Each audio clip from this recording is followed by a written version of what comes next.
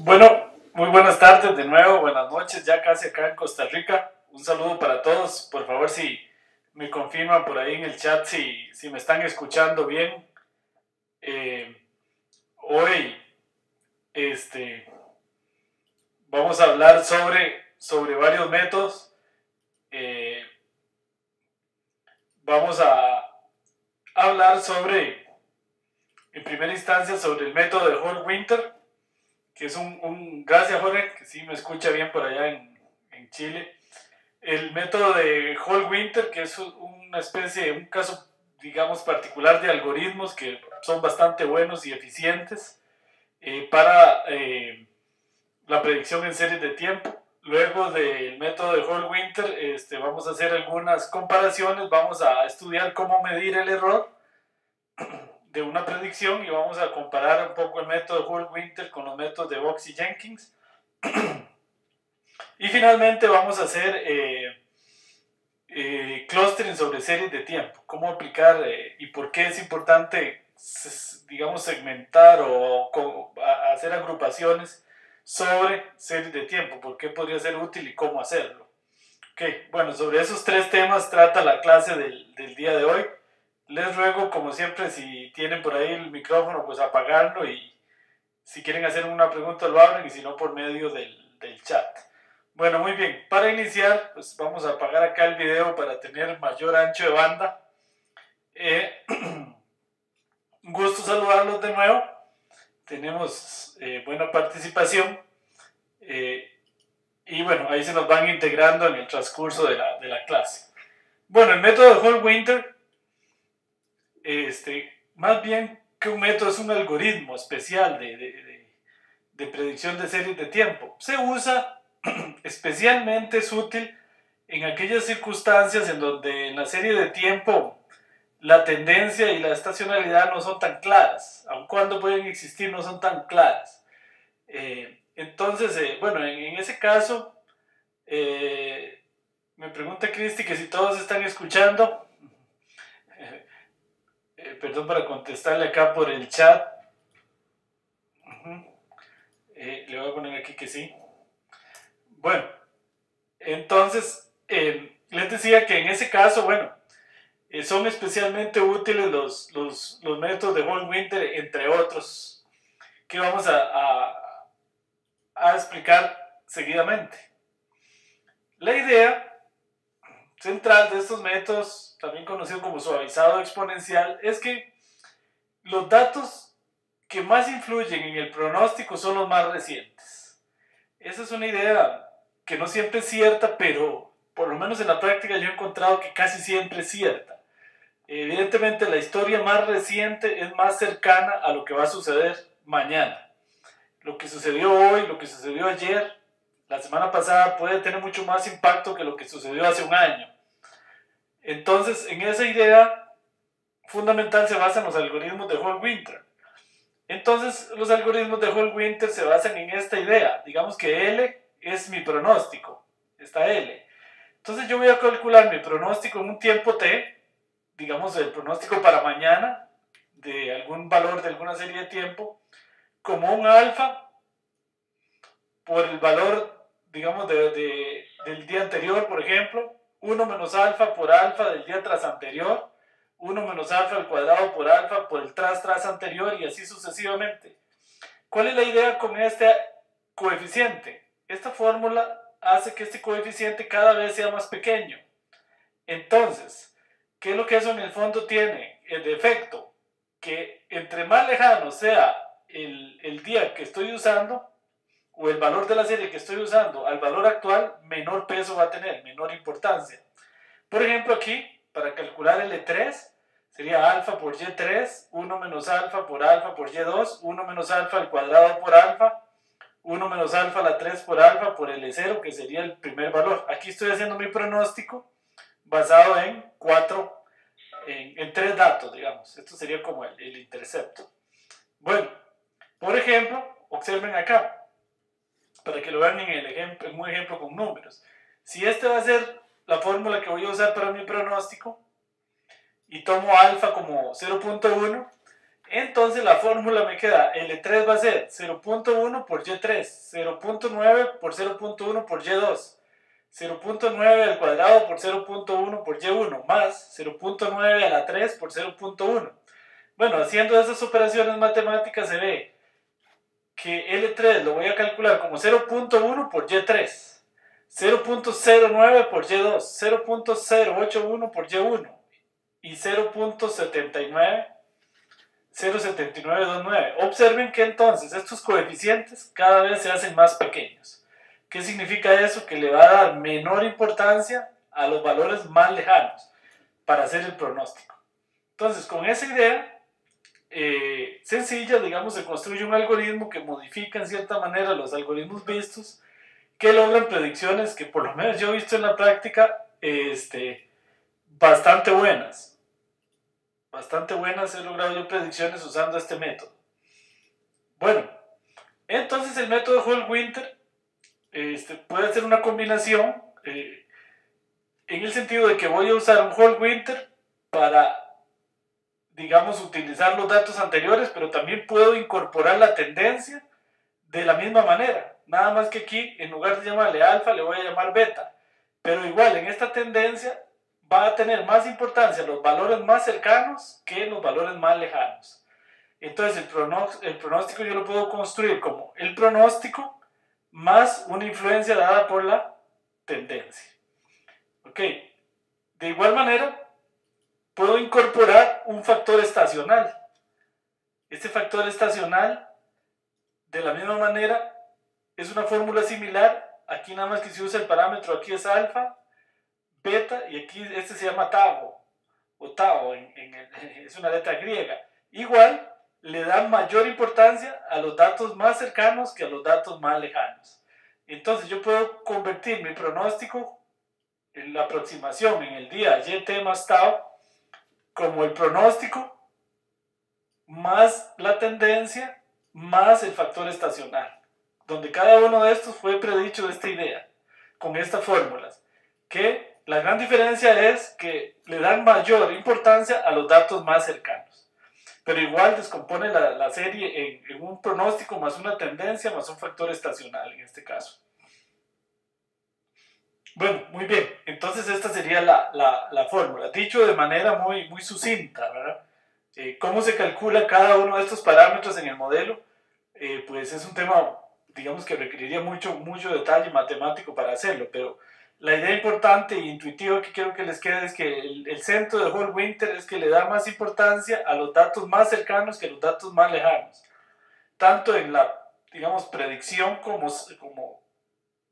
como tal, en la tendencia y en el factor estacional. Por ahí tengo una pregunta en el chat, dice, ¿pueden haber varios factores estacionales? Sí, pueden haber varios factores estacionales, aunque acá el modelo básico que tiene R solo tiene uno, un factor estacional y una tendencia, como vamos a ver más adelante. Por lo menos hasta donde yo conozco los paquetes que yo conozco en R. Teóricamente sí, pero en R hasta donde yo conozco no. Buena pregunta. Bueno, entonces vamos a ir a ver cómo se aplica Hall-Winter en R. ¿Okay? El algoritmo de Hall-Winter en R se aplica de manera bastante similar que el de Box y Jenkins. Entonces, en este ejemplo que tenemos acá en pantalla, vamos a leer la serie Beers que ya hemos usado. Recuerdan las ventas de cerveza en Australia. Esta serie la convertimos aquí en serie, tiene datos de las ventas desde 1956, una frecuencia mensual, hasta 1995, ¿ok? Y con una frecuencia mensual. Bueno, el pronóstico en Hall-Winter, ustedes como siempre, con signo de pregunta, Hall-Winter, voy a hacerlo hoy, pueden ir a R y darle pedirle a R que les dé una ayuda, y entonces R les aclara todos los parámetros, que son muchos, que se pueden usar para calibrar el modelo de Hall-Winter, que acá no podemos ver en detalle. Bueno, vamos a ver si esto nos carga acá. Entonces, acá en R, por ejemplo, acá, voy a colocarlo por acá. Yo le doy signo de pregunta, whole winter, y me tira acá en la ayuda todos los parámetros que usa esta función. Aquí estos son los argumentos, aquí los explica, y aquí los detalles del value. Recuerden que el value siempre es la salida, que explica cuál es la salida. También nos dice que whole winter pertenece a stats. Stats es uno de los primeros paquetes que se desarrolló para R. Y digamos que es un paquete tan popular y tan verificado que ya está incluido en el corazón de R. Entonces es un paquete que ya no hay que cargar. Whole winter entonces ya viene incluido en R. Bueno, muy bien. Entonces whole winter se aplica de una... así se puede aplicar whole winter y se le pasa la serie de tiempo y él calibra todo por dentro. Uno lo puede correr así. Por ejemplo, él encuentra quién es el parámetro alfa, beta y gamma.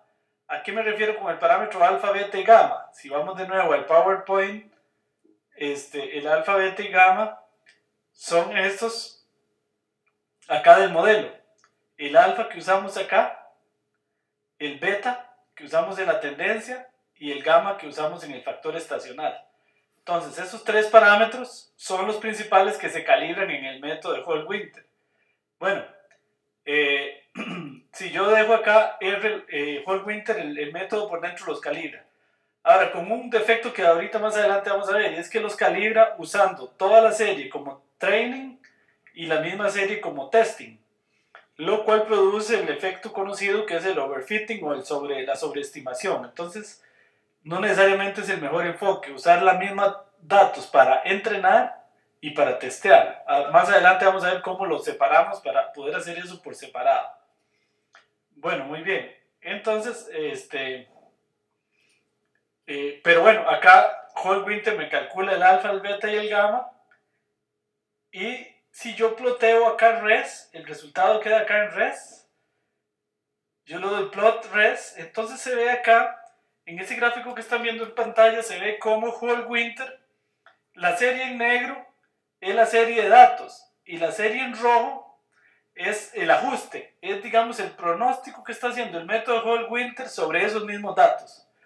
Entonces se ve que es relativamente certero. Claro, estoy usando los mismos datos para entrenar y para testear en este caso, por eso el pronóstico está encima de la misma serie. Así es como whole winter calibra internamente el alfa, beta y gamma. Que no es, digamos, la forma ideal de hacerlo, pero así él lo hace automáticamente, internamente, si yo no le digo nada. Ahora vamos a ver cómo hacerlo diferente. Pero bueno, una vez construido el modelo, igual que en Box y Jenkins, yo puedo usar la función predict y el parámetro nahead y le digo cuántos valores predica. Aquí le estoy diciendo que prediga los 12 siguientes meses usando el modelo RES. Y aquí me da la predicción para el siguiente año. Y bueno, acá la ploteo está en color rojo. Entonces observen que acá está la serie de tiempo de las ventas de cerveza en negro y en rojo está el pronóstico que hizo whole winter con sus parámetros autocalibrados. En verde, ¿qué es esto en verde? Esto en verde es que yo le voy a decir aquí a whole winter, le estoy diciendo que haga un nuevo pronóstico, pero yo le estoy diciendo cuánto es alfa, 0.1, beta 0.7 y gamma 0.8. Esos valores, dicho sea de paso, tienen que estar entre 0 y 1. Entonces, luego lo ploteo en color 3, que es verde, y aquí está mi pronóstico en verde. Ahora, a ojo así, a primera vista, pareciera que es mejor el pronóstico rojo que el verde, aunque eso es pura impresión, ¿verdad? Porque no necesariamente. Pero bueno, entonces ahora la pregunta es, ¿cuáles parámetros son mejores? ¿Estos que yo puse o los que whole winter escogió solo? Pareciera que si los puse así a puro ojo, serían mejores estos. Aunque estos tienen el defecto de que los hace o los construye o los calcula usando la misma tabla para entrenar, los mismos datos para aprender que para testear. Lo cual siempre tiene su riesgo del overfitting. Entonces, Bueno, ¿cómo podríamos nosotros hacer para que calcule estos valores? Bueno, más adelante lo vamos a ver. Observen que aquí yo hago un gráfico, ploteo la serie y con este lines internamente le paso la predicción. Entonces estoy haciendo de una vez la predicción dentro del gráfico. Eso como para ahorrarme líneas de código, por aquello de que esté enredado. Bueno, otras predicciones con Joel Winter. Esta serie AirPass pasajeros, que son los pasajeros de una línea aérea de 1949 a 1960, viene en este paquete. Entonces ahí tenemos la serie AirPass. Lo primero es convertirla en una serie de tiempo. Acá la ploteamos, ahí está la serie de tiempo, que es una serie bonita porque tiene mucha ciclicidad y es creciente, tiene una tendencia a crecer. Bueno, una predicción con Joel Winter, sin ninguna, que él lo haga todo solo, y un ploteo, nos hace ver que en negro está la serie y en rojo está la serie, ella misma predicha por Joel Winter.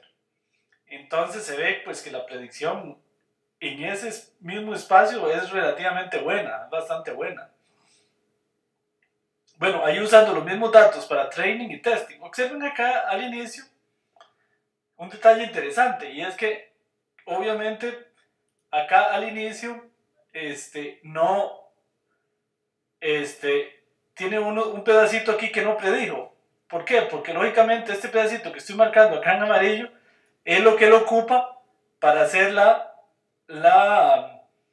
el primer pronóstico. El primer pronóstico entonces lo hace a partir de aquí.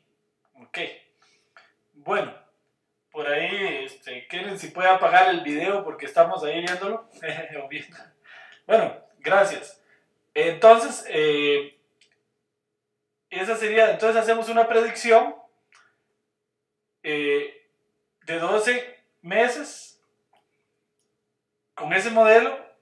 Hacemos dos predicciones, una con la que hace propiamente R y la ploteamos 12 meses hacia adelante, y luego vamos a hacer otro con estos parámetros que yo inventé aquí también, alfa 01, beta 07 y gamma 02, y ahí están los dos pronósticos, en rojo el que hizo R con sus propios parámetros, y en verde el que yo le forcé un poquito con estos parámetros. Bueno, vean que interesantemente, así a pura vista, ambos pronósticos parecen bastante buenos. El método de Joel Winter tiene la ventaja que es mucho más arriesgado que el de Box y Jenkins. Sin mucha calibración vemos que el modelo se arriesga a predecir estos saltos fuertes y caídas. ¿Verdad? Que el método de Box y Jenkins, si uno no lo calibra mucho, es muy conservador y tiende a decir aquí, no, el pronóstico es este, la media aritmética, o por acá, ¿verdad? Entonces, ese método es bastante más arriesgado. Dependiendo del contexto, eso es bueno. Dependiendo del contexto, podría ser malo, ¿verdad? Bueno, muy bien. Con el cajero 104, vamos a hacer un pronóstico usando Joel Winter. Este es el cajero 104. Acá lo leemos. Y ploteamos el cajero, que es bien difícil. Hacemos la construcción del modelo de Joel Winter con todo el cajero. Y aquí se hace el ploteo. Se ve que el Joel Winter es arriesgado y salta mucho y no anda largo de lo que es el cajero. Ok. Bueno, predecimos 12 días hacia adelante. Y aquí vemos la predicción en rojo. Bueno, muy bien. Esa sería cómo se usa el método de Joel Winter. Vamos a ver ahora cómo podemos calibrar el tema acá, por ejemplo, de calcular el alfa y el beta y el gamma. Y técnica que, dicho sea de paso, también sirve para calibrar el método de Box y Jenkins. Bueno, muy bien. Entonces, bueno, ahí la estamos viendo. Ok. Bueno, entonces vamos a pasar a ver cómo medir el error en una serie de tiempo. Si tienen alguna pregunta hasta ahí, con mucho gusto. Entonces, este es un tema. Vamos a ver si tengo alguna pregunta en el chat. Ok, no. Entonces, ok, tenemos bastantes participantes. Vamos a ver el tema de cómo medir la calidad de la predicción. Y con base en esto, cómo calibrar los parámetros de un modelo en una serie de tiempo. Recuerden que el enfoque que vimos en los cursos de modelos predictivos siempre es, bueno, una parte de los datos para aprender, la tabla de aprendizaje, y otra para la tabla de training, para la tabla de testing. Y un modelo más completo es el modelo de cross validation o validación cruzada, que ahorita más adelante vamos a ver por qué no se puede usar acá. Ok, bueno, entonces, uno de los primeros índices que se usan para medir el error en una serie de tiempo es el error relativo, que viene del análisis numérico. El error relativo es la sumatoria desde igual 1 hasta n, donde n es el número de datos, del pronóstico, este P sub i es el pronóstico, menos R sub i, que sería el valor real. Entonces aquí lo que hago yo es, perdón, se me movió, es ir calculando la diferencia entre el valor pronosticado y el valor real, y le pongo valor absoluto para que si dé negativo o positivo lo cuente como una diferencia, y eso lo divido entre el total de la serie, entre la sumatoria total de la serie. ¿Qué es lo que esto me da? Un porcentaje. Entonces el error relativo porcentualiza la diferencia de lo pronosticado sobre lo ocurrido sobre el total. Entonces es una manera muy bonita de leer el error, es un porcentaje. ¿En qué porcentaje me equivoqué respecto al total de valores de la serie de tiempo? Entonces, si era una serie de tiempo que medía dinero en un cajero automático, entonces del total que tenía el cajero en todo el periodo, ¿qué porcentaje de error cometí yo? ¿En cuántos por ciento de millones me equivoqué? Bueno, ese es el error relativo. Ese se usa mucho en la práctica. Para efectos teóricos matemáticos siempre se usa el mean square error o el error cuadrático medio. El error cuadrático medio entonces es un promedio de los errores, nada más. Es la resta del valor real, que es R sub i, menos el valor pronosticado promediado entre la cantidad de datos. A este error cuadrático medio muchas veces se le toma la raíz cuadrada aquí para, digámoslo así, opacar este cuadrado que va acá. ¿Para qué se pone este cuadrado acá? Primero, para garantizar que todos estos valores sean positivos. Y segundo, para tener una función que me asegure que la puedo optimizar, que tiene mínimo siempre. Pero esta raíz entonces trata de opacar a este cuadrado. Entonces eso se usa mucho la raíz cuadrada del error cuadrático medio o el error cuadrático medio. Entonces es un promedio de errores, así de sencillo. Un promedio se puede interpretar como un promedio de los errores al cuadrado. Ok, ese es el error cuadrático medio. También se usa mucho medir, sobre todo en temas de cajeros automáticos, el porcentaje de fallos hacia arriba. Es decir, cuántas veces, no sé por qué se me está moviendo esto, cuántas veces este índice mide de las n predicciones, cuántas predije, digamos, sobreestimé la serie, predije más alto de lo que realmente se iba a ocupar. Y está el porcentaje de fallos hacia abajo, que es como un conteo de las n predicciones, cuántas predije hacia abajo. Ok, si este era el valor real de la serie, entonces lo que cuenta es cuántas veces sobreestimé la predicción o cuántas veces la subestimé. Eso es importante en un modelo a veces para darse cuenta que el modelo que el modelo está, digamos, subestimando los pronósticos, o que el modelo más bien está sobreestimando. Entonces, para eso se usa el conteo de fallos hacia arriba y fallos hacia abajo. Para todo lo que es la teoría matemática, lo que se usa es el error cuadrático medio, que es este. Bueno, también es el tema de los fallos hacia arriba y hacia abajo se hacen con esta fórmula, que lo que hace es porcentualizar. Es decir, en qué porcentaje de veces me equivoqué hacia arriba y qué porcentaje de veces me equivoqué hacia abajo. Entonces ahí yo puedo decir, el 80% de las veces el modelo sobreestimó el dato, o sea, pronosticó más de lo que era, y en el 20% pronosticó menos de lo que era. Entonces, porcentualmente me da una buena idea de cómo está mi modelo. si está sobreestimando o está subestimando. Eso es importante dependiendo del problema que uno tenga para hacer correcciones, porque puede ser que sobreestimar no sea tan grave y subestimar es grave, pero en otros problemas podría ser al revés, ¿verdad? Entonces, dependiendo del problema, eso es importante de medir. Ok, bueno, muy bien, entonces vamos a ir a ver estos índices en R, cómo se calculan y cómo se usan. Bueno, en R, acá tenemos esta presentación. R no trae, por lo menos, el error cuadrático medio sí, pero el error relativo no lo trae programado. Entonces aquí tenemos una función ER, que quiere decir error relativo, que recibe el pronóstico y el valor real, y entonces calcula aquí el error. La sumatoria del valor absoluto del pronóstico menos el valor real, dividido entre el valor absoluto de la sumatoria del valor real. Entonces esta sería una función que me calcula el error relativo.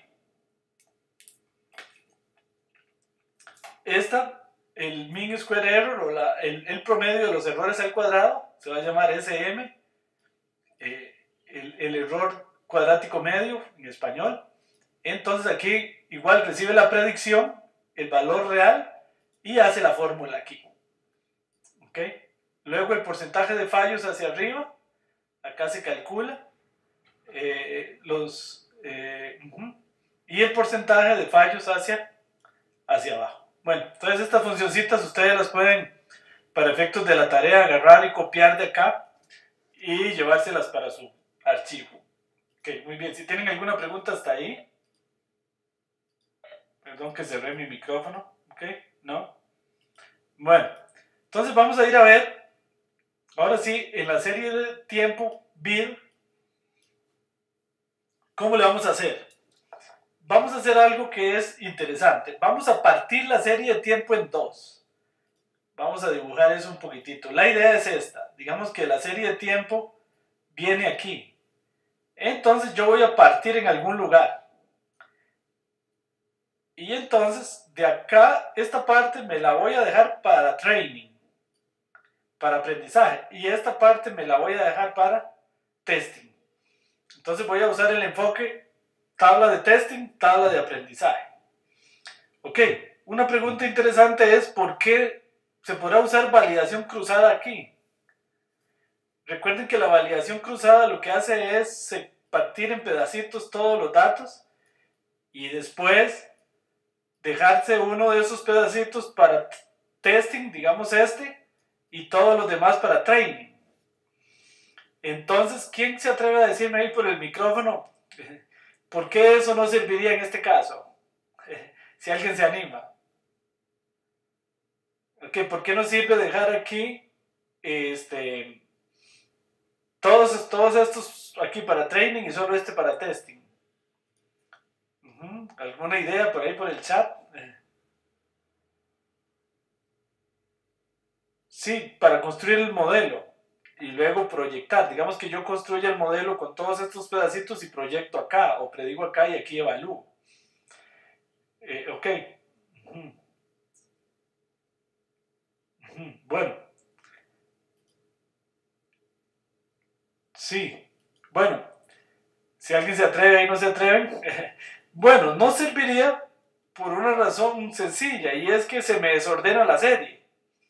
Digamos, yo en ese enfoque yo tomo todos estos aquí para entrenar, pero por ejemplo, si cojo este del centro,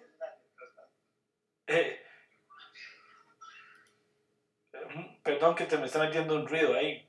Entonces, se me desordenarían los datos. De pronto estaría usando datos del futuro para predecir el pasado, lo cual no tiene sentido. Entonces, a menos que haga algo un poquito muy controlado, el enfoque que se usa acá es dejar una parte de la historia para training y una parte de la historia para testing. En esta parte de la historia para testing, como yo tengo el valor real y tengo el valor pronosticado, voy a poder medir cuál fue el error en esa parte de la serie de tiempo. Bueno, entonces, ¿cómo se hace eso en R? Digamos que aquí tengo mi serie de tiempo Beers, de ventas de cerveza, que iba desde 1956 a 1995. Entonces, acá lo que voy a hacer es me voy a dejar una parte de la serie para aprender. vir aprende, vir.aprende. Del dato 1 al 464. Y luego del 465 en adelante al 476 me lo voy a dejar para vir.testing. No sé si están viendo acá el detalle, se los voy a tratar de graficar. Estoy dejando, entonces, ¿sí? 464 datos para aprender. Y estoy dejando 11 datos para testing. Entonces voy del dato 1 hasta aquí, digamos, del 1 al 464, me los dejo para aprender. Y después me dejo 11 datos aquí para testing. Entonces aquí lo que voy a hacer es, con esto aprendo y construyo un modelo. Hago la predicción aquí. Y esta es la predicción, la comparo con el valor real y ahí mido el error. Y entonces eso me va a ayudar a tratar de optimizar los parámetros acá. Y esos parámetros que optimizo acá, de nuevo, igual que como vemos en el modelo de calibración y selección de modelos, esos parámetros los uso luego con toda la serie, construyo un nuevo modelo para predecir a mañana. No sé si me explico, bueno, eso siempre causa mucha confusión. Yo no uso este enfoque, aprendizaje testing, solo lo uso para encontrar los parámetros. Para predecir ya en la verdad, uso toda la serie, porque es mejor usar toda la serie. No puedo dejar de usar obviamente los datos más cercanos que son los mejores. Pero con el enfoque training testing, construyo, encuentro, calculo los parámetros. Bueno, entonces muy bien.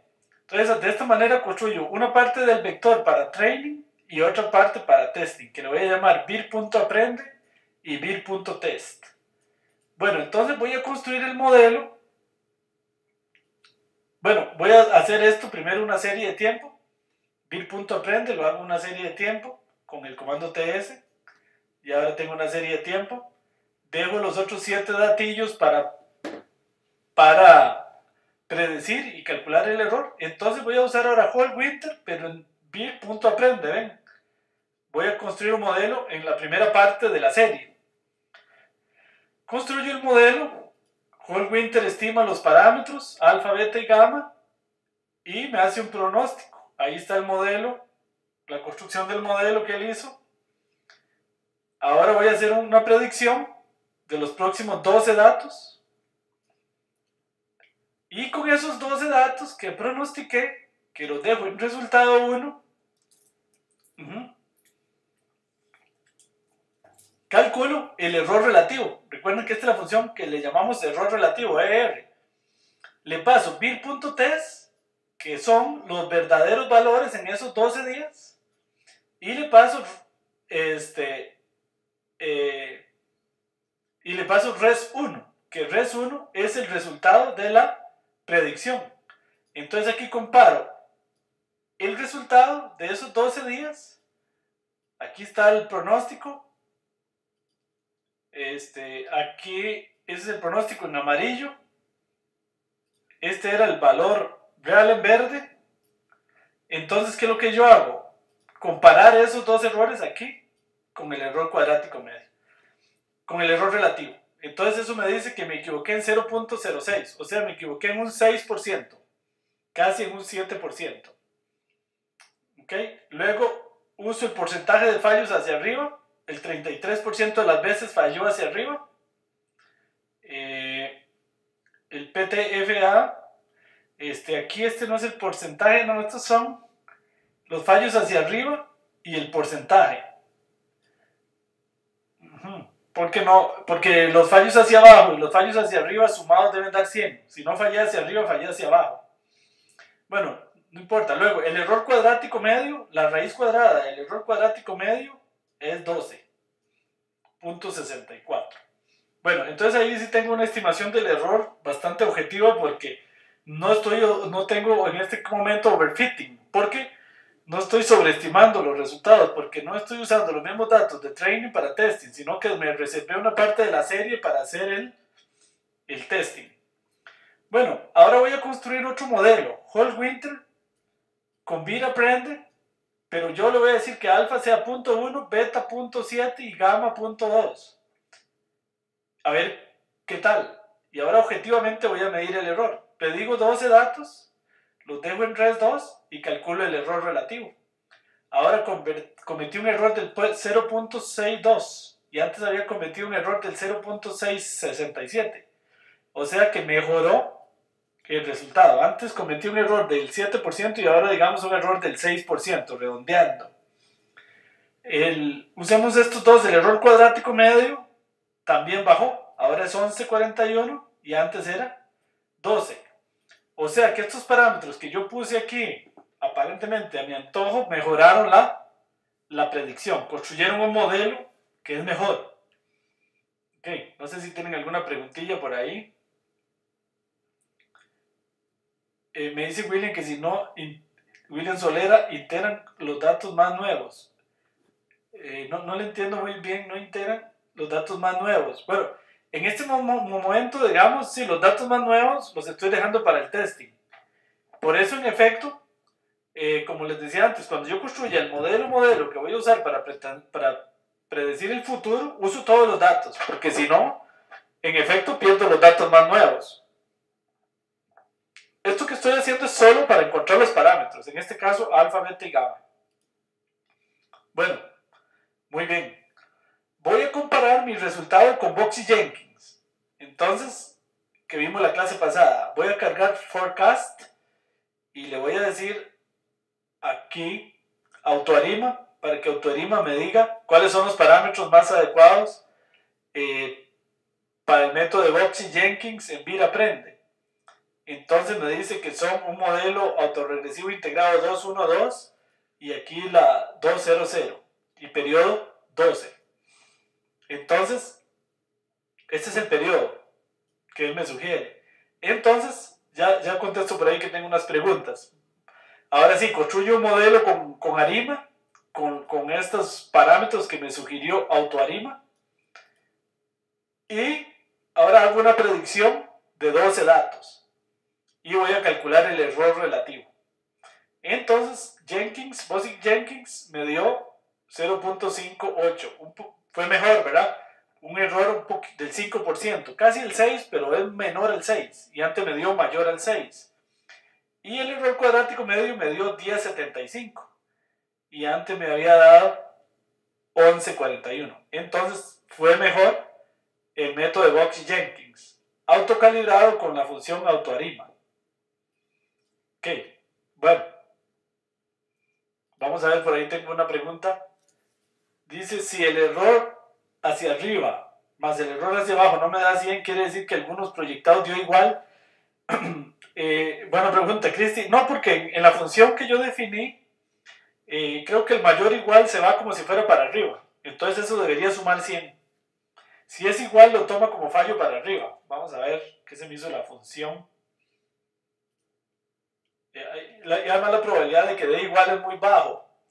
Pero el porcentaje de fallos hacia arriba, ven que, es que yo no me acuerdo que era PTFA, yo mismo lo programé y ya se me olvidó. Pero bueno, aquí la cosa es que mayor igual, si es mayor igual lo suma como un fallo hacia arriba, y si es menor estricto lo suma como un fallo hacia abajo. Entonces están contemplados todos. Tiene razón Cristi, si no, si aquí usara mayor estricto y menor estricto, los que son iguales se me quedan por fuera. Entonces no me sumaría 100, pero en este caso sí me tiene que sumar 100. Buena pregunta, Cristi, muy buen detalle esa observación. Bueno, ahora sí,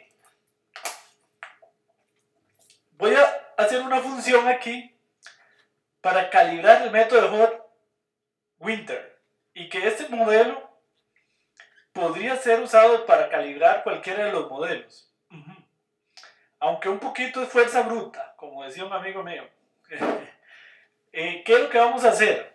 Recuerden que los parámetros de Hofstadter, el alfa, el beta y el gamma varían entre 0 y 1.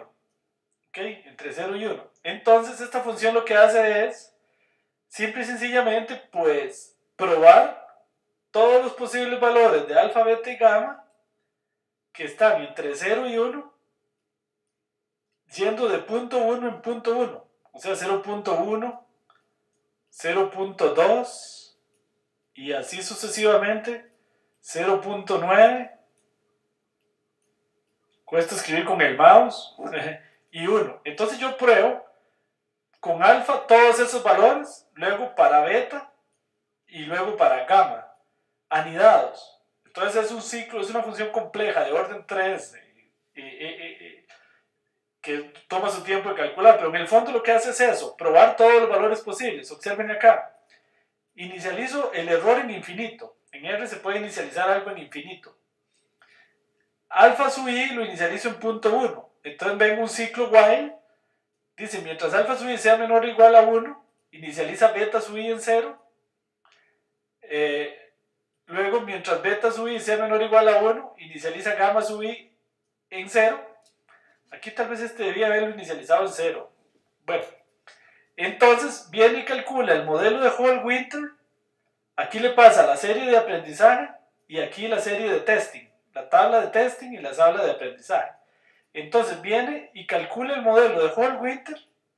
En el primer caso, para este valor 0.1, 0.1 y 0.1. Hace la predicción en la serie de testing para la longitud de la serie de testing y calcula el error cuadrático medio. Entonces, si el error que cometió ahora es menor que el error anterior, entonces se queda con ese error. Aquí cambia. Entonces, este ciclo lo que hace es seguir iterando y probando valores de alfa y al final él se queda con el modelo que le construyó el menor error cuadrático. ¿Ok? Entonces, con toda esa variación en una malla de valores, eso sería lo que se conoce una malla. Él prueba todos los valores de alfa, beta y gamma y se queda aquí con el modelo que le dejó el mejor valor. Ven que aquí asigna el modelo C, modelo I. Entonces, cuando encuentra el error mínimo, guarda el modelo que le proporciona el error mínimo. Y al final retorna a esta función un modelo. Entonces, retorna el modelo para todos esos valores de alfa, beta y gamma, que son 10 por 10, 100 por 10, 1000. En realidad prueba 1000 posibles valores. Se queda con el mejor. Entonces, esta función se llama calibrar. Entonces observen, yo por ejemplo aquí le voy a pasar calibrar, le paso la serie BIR aprende, que es la tabla de aprendizaje, y BIR test, y me construye un modelo. Usando eso, se da cuenta que, observen que el modelo óptimo, o casi óptimo, porque tampoco es óptimo, ¿verdad? Porque podría hilar más fino e ir aquí no de punto 1 en punto 1, sino ir de punto 01 en punto 01. Entonces ya no serían 1000 valores, sino serían 100.000, si no me equivoco. Bueno, si tiene buena computadora lo puede hacer así. Entonces los valores óptimos son alfa igual 0.6, beta igual 0.1 y gamma igual 1.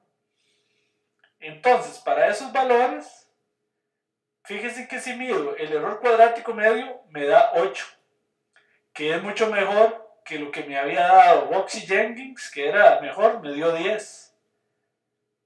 Y anteriormente me había dado 11, ¿ven? Encontré un modelo que es mejor. Ahora, ¿por qué uso aquí para medir el error cuadrático medio? Porque yo calibré esto en función del error cuadrático medio. Entonces, estoy usando la función, los parámetros que mejoran el error cuadrático medio. Si yo quisiera mejorar el error relativo, aquí tendría que usar el error relativo. Porque puede ser que un pronóstico sea mejor en el error cuadrático medio, pero no necesariamente en el error relativo y viceversa. Aunque casi siempre coinciden, pero no tiene por qué. Bueno, entonces esa es una forma de calibrar. Así podría yo calibrar de una forma bastante pesada el método de Boxy Jenkins, por ejemplo. Hago un for, unos ciclos anidados que vayan haciendo moverse los parámetros entre todos los rangos posibles y al final me quedo con el que me minimice el error cuadrático medio. Es un poco usar la fuerza bruta de la computadora. Bueno, no sé si tienen alguna pregunta hasta ahí.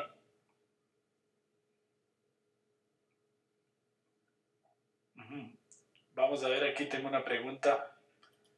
Perdón que se me está metiendo un ruido.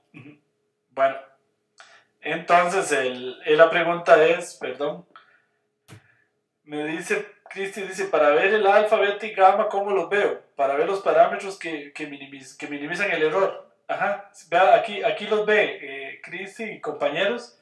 Cuando yo aquí corro calibrar me retorna un modelo. Entonces yo le pido a R que me dé el modelo. Y cuando me da el modelo aquí, él imprime. Dice whole winter. Y aquí me quedaron los parámetros alfa, beta y gamma que encontró. Esos son los alfa, beta y gamma óptimos. Bueno, más cercanos al óptimo. Como estoy en una malla, no quiere decir que esté en el óptimo, pero encontré algo cercano. Por lo menos más cercano a lo que él me daba. No sé si ahí le contesto. Sí, aquí queda. Ok. Entonces, ¿para qué uso yo estos modelos? Ahora sí, si tengo que predecir el día de mañana, entonces eso siempre se confunde mucho. Entonces yo voy y construyo otro modelo de whole winter. No uso este, sino construyo otro modelo, llamo a whole winter, como lo llamaba antes, aquí arriba, perdón, voy acá. Pero ya no uso BIR aprende, sino uso toda la serie BIR. Y en ese alfa le pongo el alfa que acabo de encontrar, el beta que acabo de encontrar y el gamma. Obviamente, no estoy seguro que sean los mejores valores para toda la serie. Tampoco estoy seguro de eso. Pero la corrida en training testing me hacen suponer que si ahí funcionan, son los mejores que ahí funcionan, pues en toda la serie, si bien no son los mejores, sí están cercanos a ser los mejores. Y entonces yo construyo mi nueva modelo de predicción usando todos los datos, toda la serie, ya no la parto, y uso el alfa, el beta y el gamma que me dio el modelo de calibración. Bueno, muy bien. Entonces, otros ejemplos. Vamos a hacer con el cajero 104, una serie grande, vamos a hacer una calibración.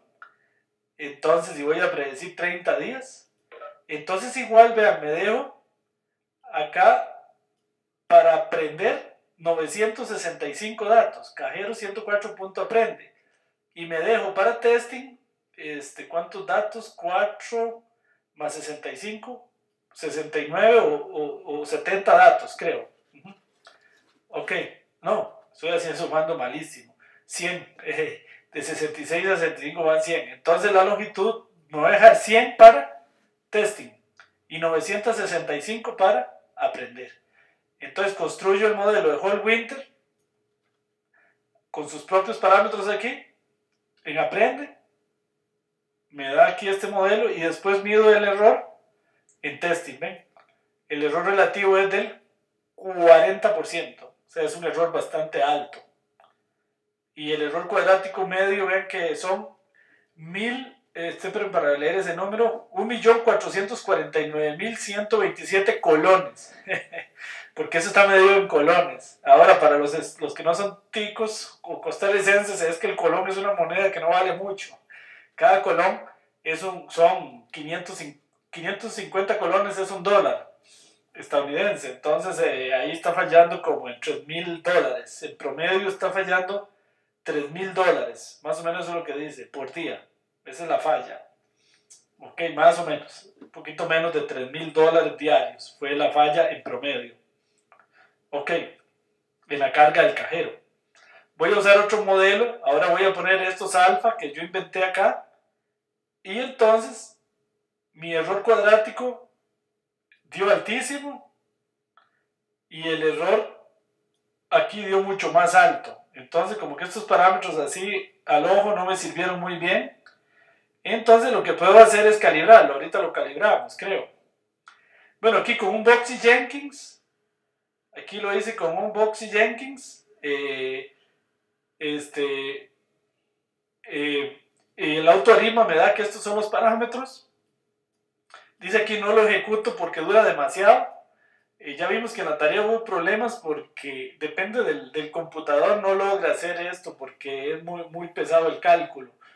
Pero bueno, estos son los parámetros. Y Boxy Jenkins en training y testing nos dio un error del 44% y un error cuadrático medio de 1.641.408 colones, más de $3,000. Entonces ven que en este caso funcionó mejor Hall Winter que Boxy Jenkins. Fue mayor el error en Boxy Jenkins. Ok, ahora sí, vamos a calibrar Hall Winter con ese cajero. Vamos a encontrar nosotros por aparte los parámetros. Entonces esto dura un rato también. Depende de la computadora, esto puede durar unos cuantos minutos, no esperen que dure poco.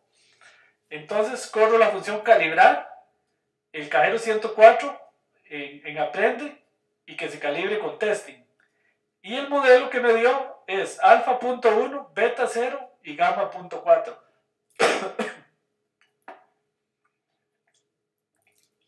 Perdón, con esa calibración vamos a ver cuánto nos da el error. El error cuadrático medio nos dio 1.460.258.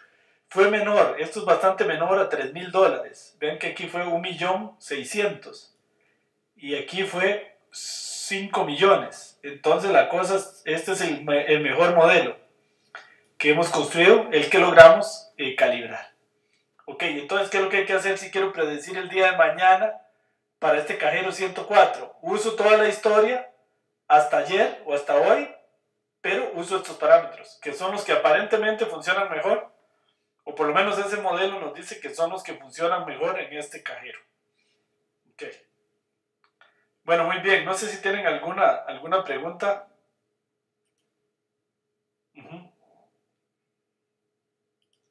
Ok, bueno, este es un enfoque de calibración que se puede usar en general para calibrar series. Les recuerdo entonces que en la serie se parte un pedazo de la serie, se deja para aprender, y luego otro pedazo, usualmente más corto, se deja para testear. Esa es la lógica del enfoque aprendizaje testing. Bueno, muy bien. No sé si tienen alguna pregunta hasta ahí. Ok, bueno. Entonces, muy bien. Si no tienen hasta ahí preguntas, vamos a entrar al último tema de la clase y del curso. Ok.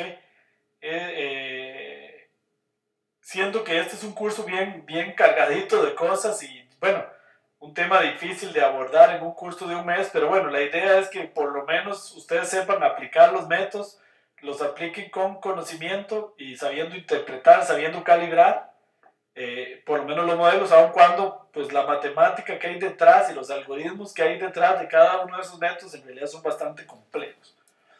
Bueno, vamos a hacer clustering sobre las series de tiempo. Vamos a aplicar análisis en componentes principales, clasificación jerárquica y K-means. Cualquiera de las tres cosas se puede aplicar.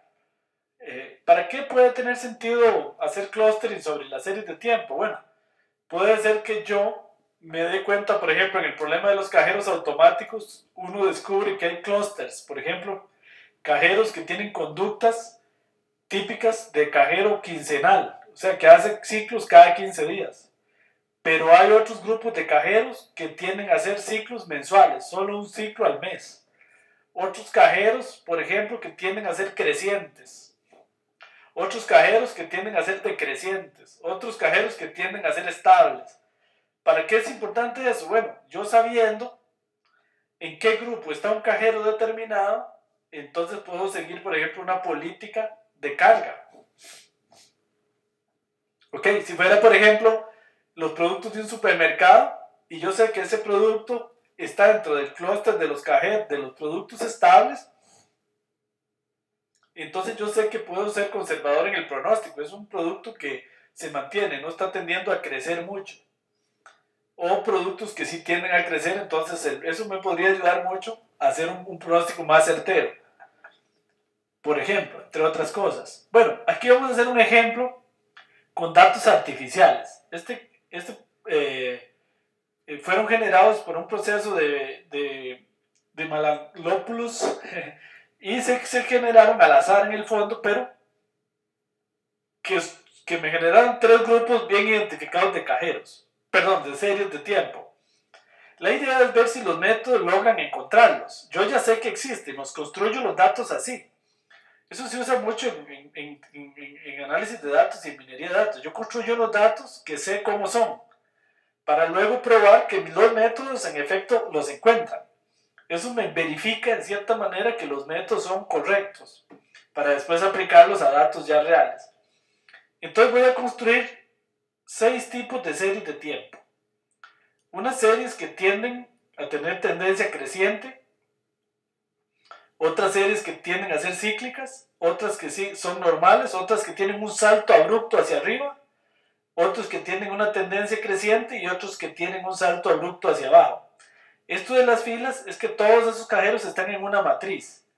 De la fila 1 a la 100 son series normales, de la 101 a la 200 están las cíclicas, de la 301 a la 400 están las que son decrecientes y así sucesivamente. Vean aquí qué es lo que quiero decir con este gráfico, con eso.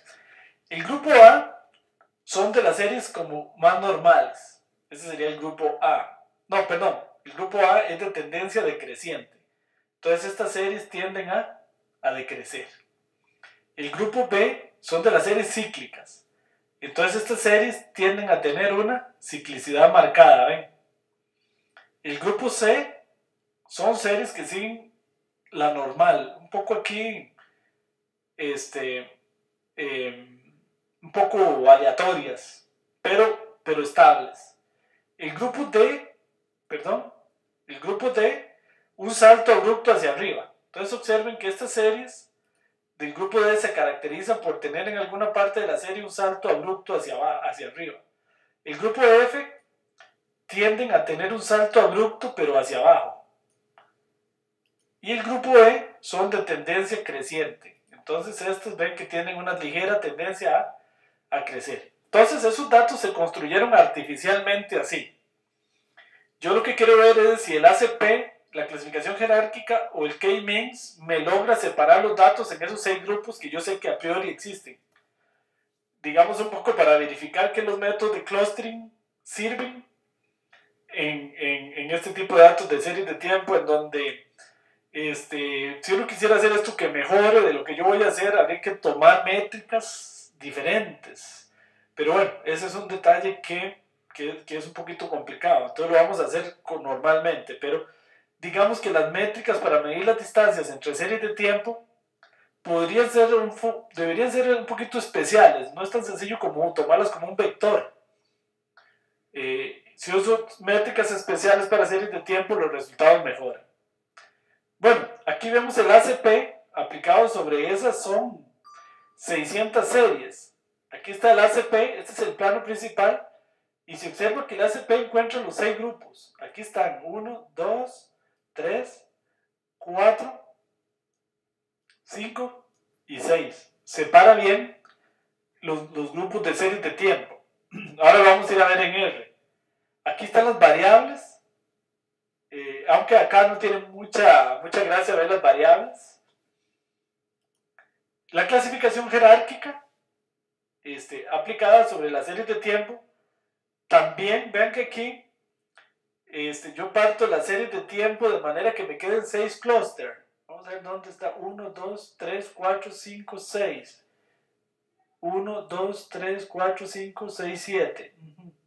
Tengo que partirlo como acá. Entonces me quedan 6 clústeres. Luego grafico los centros de gravedad de cada clúster. No sé si dejé ahí 7, pero no importa. Y vemos que los clústeres me separaron bastante bien las series. Las series que tienen salto hacia abajo, que son decrecientes, que son crecientes. Las cíclicas. Y por acá están un poquito confundidas. Creo que, no, estas son las de salto hacia abajo, estas son las decrecientes, estas son las crecientes. Y los otros 3 grupos los separó, se confundió un poquito. No los separó tan requete bien.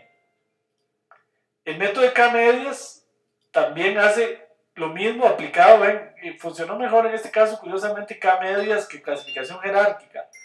Me encontró las series crecientes, las decrecientes, las que tienen un salto abrupto hacia abajo. El salto abrupto hacia arriba no lo encontró muy bien. La ciclicidad y las series normales las confundió un poco. Bueno, pero digamos que aceptablemente logró separar los 6 grupos de series. Vamos a ir a ver a R, cómo aplicar eso en R. El clustering en R. cargo este archivo que se llama Synthetic Data CSV, ahí están esas series de tiempo. Voy a graficar aquí un ejemplo de cada serie, la serie 1, la 101, la 201, la 301, la 401 y la 501. Es un ejemplo de cada serie, nada más para plotearlas aquí. Entonces aquí veo que están las que tienen tendencia creciente, acá, tendencia decreciente, salto, pico de salto, salto abrupto y salto abrupto hacia abajo. Acá están las series que llamamos normales y aquí están las series que son cíclicas. Entonces esos son los 6 grupos. Ahora sí, le aplico un ACP al estilo norteamericano, Print Com Series, y aquí está el biplot. Entonces se ve que sí separó los 6 grupos. Si lo hago con un ACP usando Factor Miner al estilo más francés, entonces hago el plano principal. ¿Qué es lo que hago? Pues le paso al PCA y las series. Las series yo las tengo en un archivo que se llama Synthetic Data CSV. Y entonces tengo las series, voy a ir a buscarlas aquí para que ustedes vean los datos. Entonces, vamos a ver si las encuentro. Dato, vamos a ver si tengo aquí Synthetic Data. No, ese lo tengo acá, déjenme buscarlo. Promidad, curso de series de tiempo, datos, Synthetic Data. Aquí está. Entonces el archivo lo vamos a abrir acá. Ese archivo, ahí está, es grandísimo, pero las series de tiempo acá van en las filas. Cada fila es una serie de tiempo. Y tengo en total, este es un archivo grande, grandecillo, 600 series en las filas de la matriz. Ok, ese es el archivo de entrada que le estoy poniendo acá al ACP, por ejemplo. Entonces al ACP le paso las series, le estoy diciendo que si se introduzca la tabla, use solo las primeras 5 componentes y aquí ploteo el plano principal y el círculo de correlación. Es interesante que el ACP logra separar bastante bien los 6 grupos que tenía yo a priori. Bueno, la clasificación jerárquica, igual, pues leo los datos y lo que hago es, como ustedes recordarán, le aplico hclus a la matriz de distancias. Y aquí está todo el árbol jerárquico, que es bastante grande. ¿Okay? Luego ploteo los centros de gravedad de cada uno de los clústeres. Hago 6 clústeres y ploteo los centros de gravedad. Y veo que detectó bastante bien las series que son crecientes, las que son decrecientes, las de caída abrupta y las otras las confundió un poco. Ok.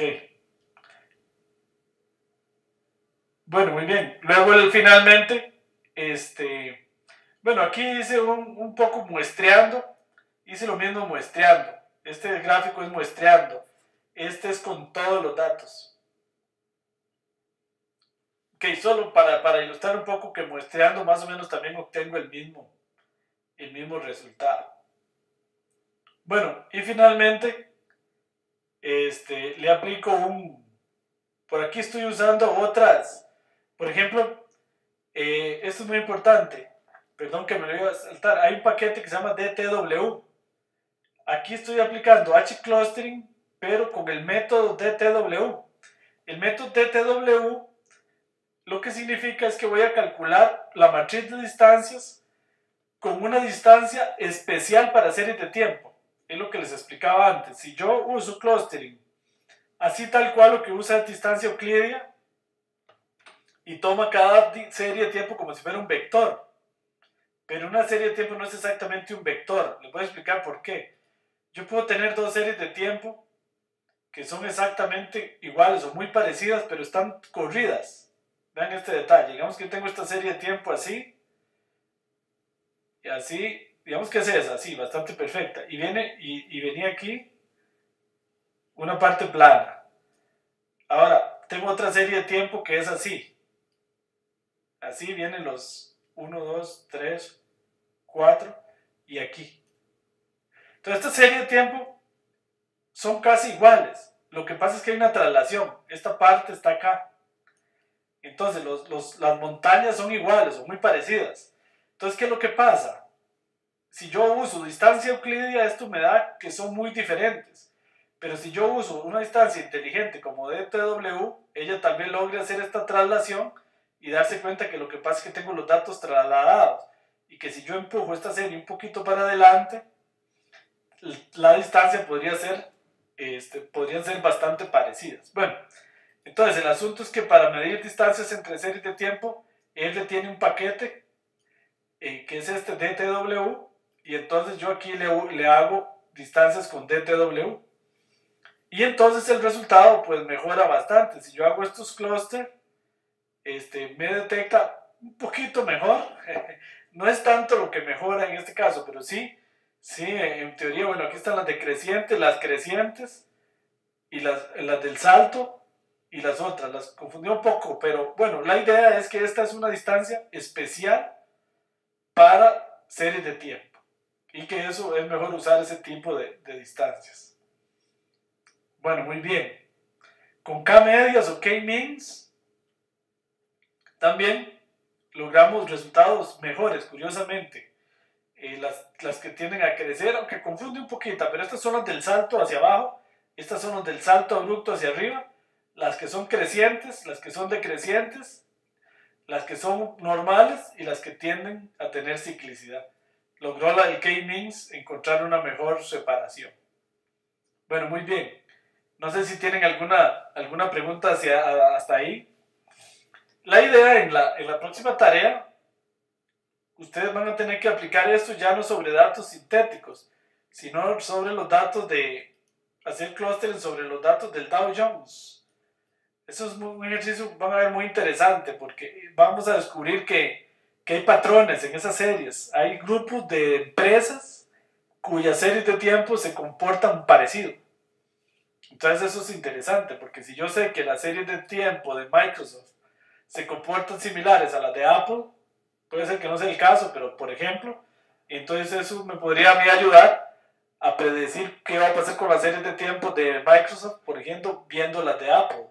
Entonces, eso puede ser bastante útil. Entonces van a ver que en la tarea ustedes van a tener que hacer clustering con la tabla de Dow Jones, que ya la habíamos trabajado. Ok, muy bien. No sé si tienen alguna pregunta. Mostrarles esta tarea.